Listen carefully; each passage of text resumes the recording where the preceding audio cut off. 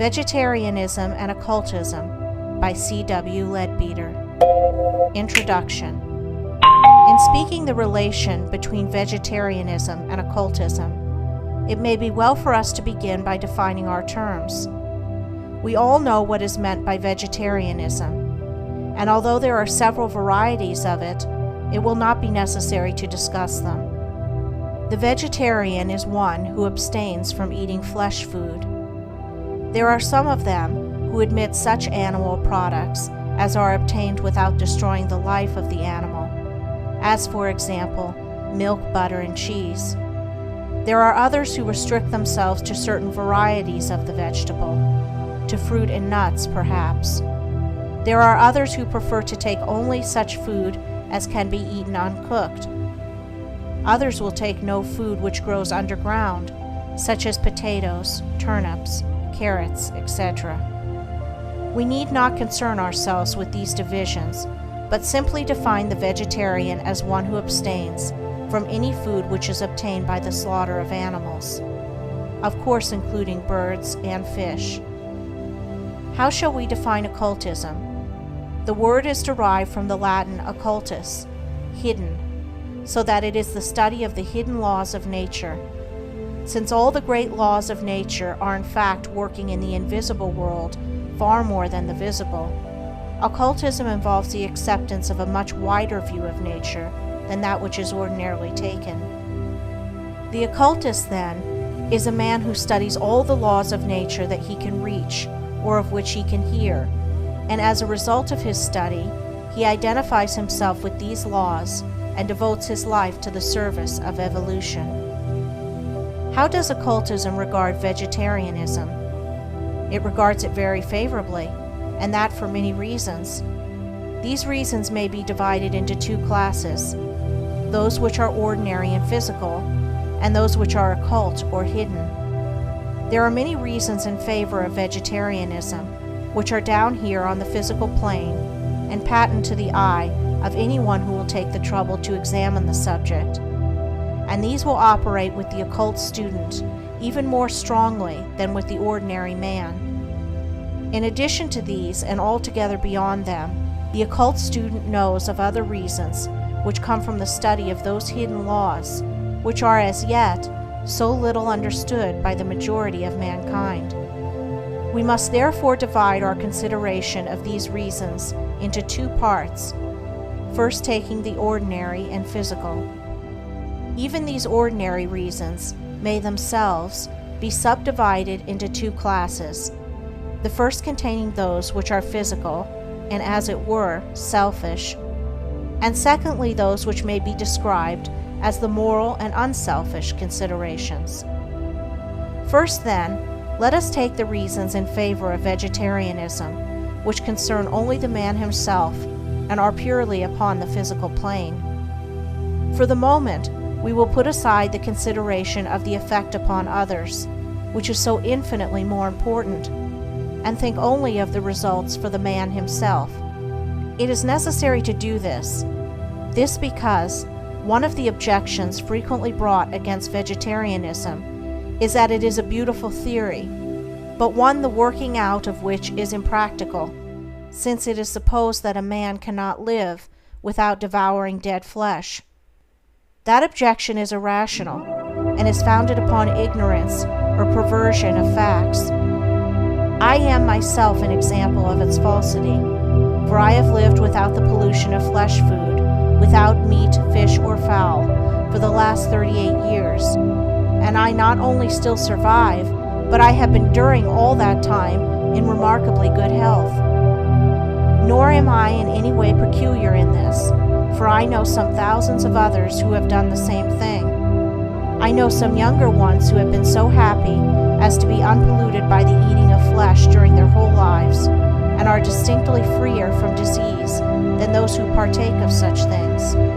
Assuredly, there are many reasons in favor of vegetarianism from the purely selfish point of view, and I will put that first, because I know that the selfish considerations will appeal most strongly to the majority of people, though I hope that in the case of those who are studying theosophy, we may assume that the moral considerations which I shall later ado.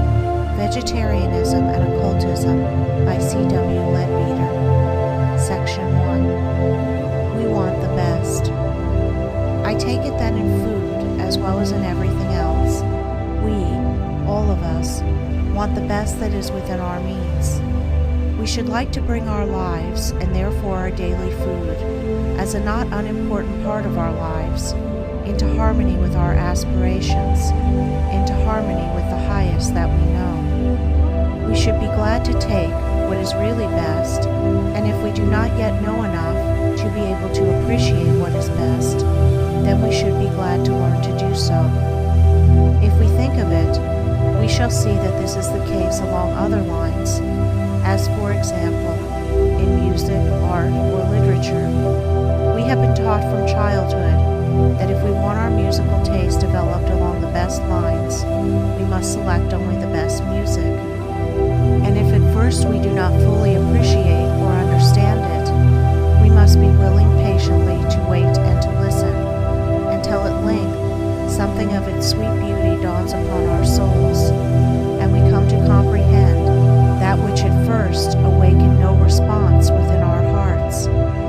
If we want to appreciate the best in art, we must not fill our eyes with the sensational broadcasts of police news, or with the hideous abominations which are miscalled comic pictures, but we must steadily look and learn until the mystery of the work of Turner begins to unfold to our patient contemplation, or the grand breadth of Velázquez comes within our power to understand. So too in literature. It has been the sad experience of many that much of the best and the most beautiful is lost to those whose mental food consists exclusively of the sensational paper or the cheap novel, or that frothy mass of waste material which is thrown up like scum upon the molten metal of life, novelettes, serials, and fragments of a type which neither teach the ignorant, nor strengthen the weak, nor develop the immature. If we wish to unfold the mind in our children, we do not leave them to their own uncultivated taste in all these things, but we try to help them to train that taste, whether it be in art, in music, or in literature. Surely then, we may seek to find the best in physical as well as in mental food, and surely we must find this not by mere blind instinct, but by learning to think and to reason out the matter from the higher point of view. There may be those in the world who have no desire for the best, who are willing to remain on the lower levels, and consciously and intentionally to build into themselves that which is coarse and degrading. But surely there are many who wish to rise above this, who would gladly and eagerly take the best, if only they knew what it was, or if their attention was directed to it. There are men and women who are morally of the highest class, who yet have been brought up to feed with the hyenas and the wolves of life, and have been taught that their necessary dietary was the corpse of a slaughtered animal. It needs but little thought to show us that this horror cannot be the highest and the purest, and that if we ever wish to raise ourselves in the scale of nature, if we ever wish that our bodies shall be pure and clean as the temples of the Master should be, we must abandon this loathsome custom and take our place among the princely hosts who are striving for the evolution of mankind, striving for the highest and the purest in everything, for themselves as well as for their fellow men. Let us see in detail why a vegetarian diet is emphatically the purest and the best. Section 2. More nutriment. First, because vegetables contain more nutriment than an equal amount of dead flesh. This will sound a surprising and incredible statement to many people, because they have been brought up to believe that they cannot exist unless they defile themselves with flesh, and this delusion is so widely spread that it is difficult to awaken the average man from it. It must be clearly understood that this is not a question of habit, or of sentiment, or of prejudice. It is simply a question of plain fact, and as to the facts, There is not, and there never has been, the slightest question. There are 4 elements necessary in food, all of them essential to the repair and the upbuilding of the body. A. Proteins or nitrogenous foods. B. Carbohydrates. C. Fats. D. Salts. This is the classification usually accepted among physiologists, although some recent investigations are tending to modify it to a certain extent. Now, there is no question that all of these elements exist to a greater extent in vegetables than they do in dead flesh. For instance, milk, cream, cheese, nuts, peas, and beans contain a large percentage of proteins or nitrogenous matter. Wheat, oats, rice, and other grains, fruits, and most of the vegetables, except perhaps peas, beans, and lentils, consist mainly of carbohydrates, that is, of starches and sugars. The fats are found in nearly all of the protein foods and can also be taken in the form of butter or of oils. The salts are found practically in all foods to a greater or less extent. They are of the utmost importance in the maintenance of the body tissues, and what is called saline starvation is the cause of many diseases. It is sometimes claimed that flesh meat contains some of the things to a larger degree than vegetables, and some tables are drawn up in such a way as to suggest this. But once more, this is a question of facts, and must be faced from that point of view. The only sources of energy in dead flesh are the protein matter contained therein, and the fat, and as the fat in it certainly has no more value than other fat, the only point to be considered is the proteins. Now it must be remembered that proteins have only one origin. They are organized in plants and nowhere else. Nuts, peas, beans, and lentils are far richer than any kind of flesh in these elements, and they have this enormous advantage, that the proteins are pure and therefore contain all the energy originally stored up in them during their organization.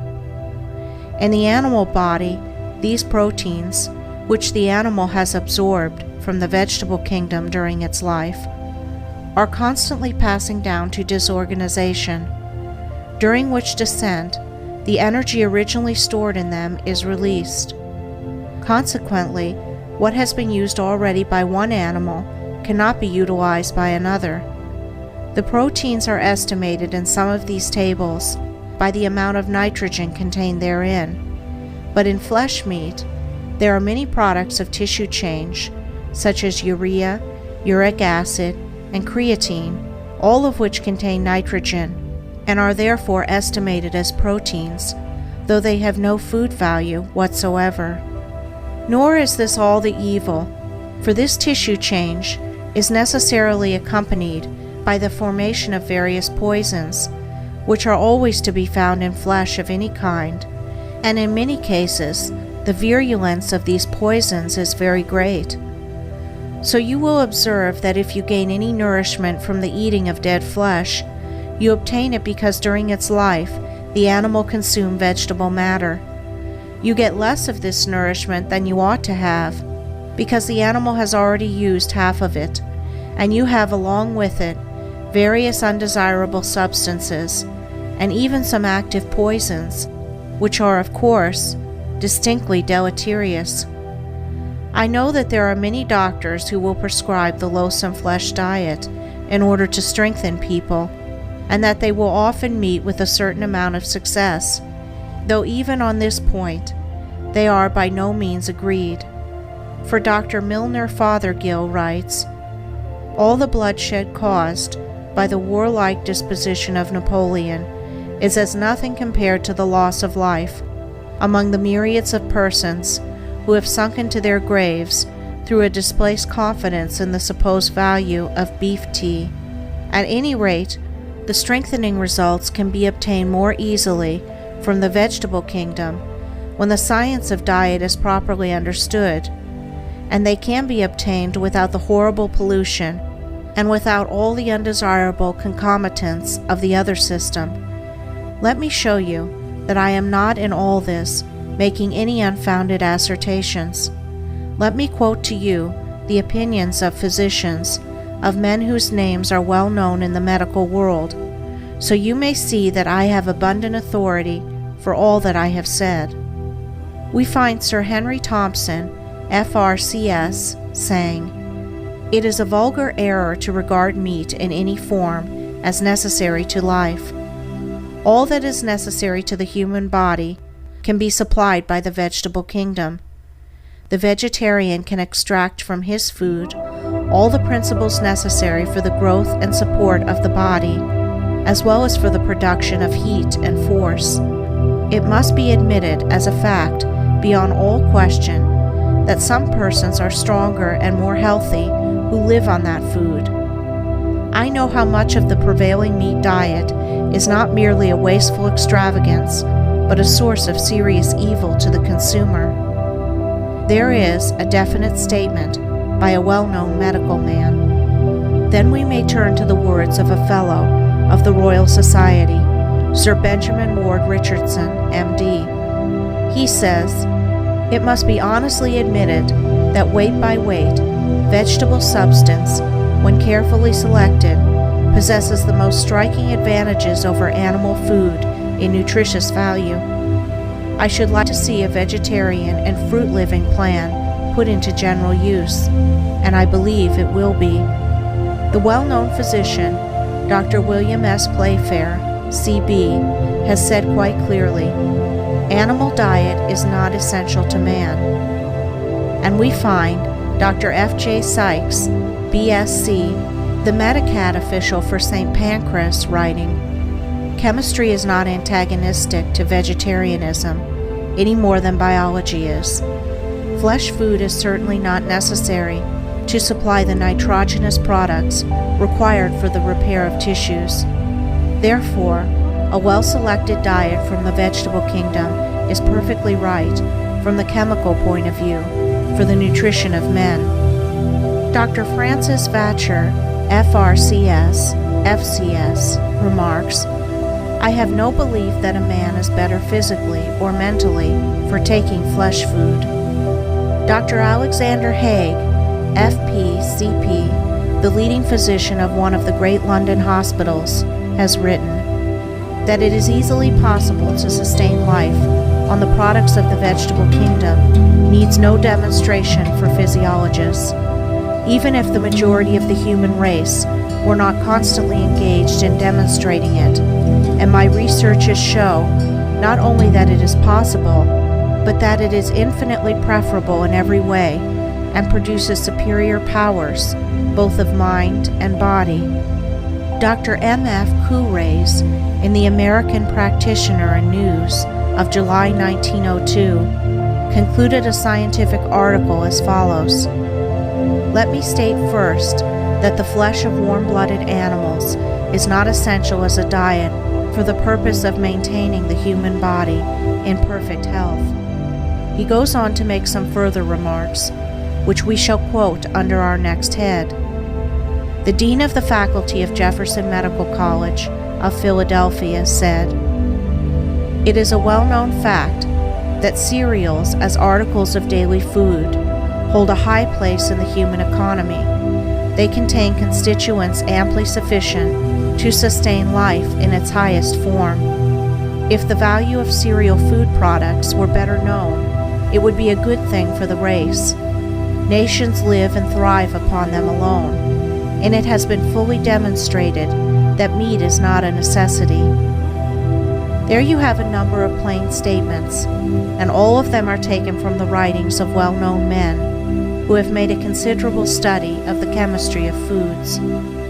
It is impossible to deny that a man can exist without this horrible flesh diet, and furthermore, that there is more nutriment in an equal amount of vegetable than of dead flesh. I could give you many other quotations, but those above mentioned are sufficient, and they are fair samples of the rest. End of section 2. Recording by Andrea Fiore.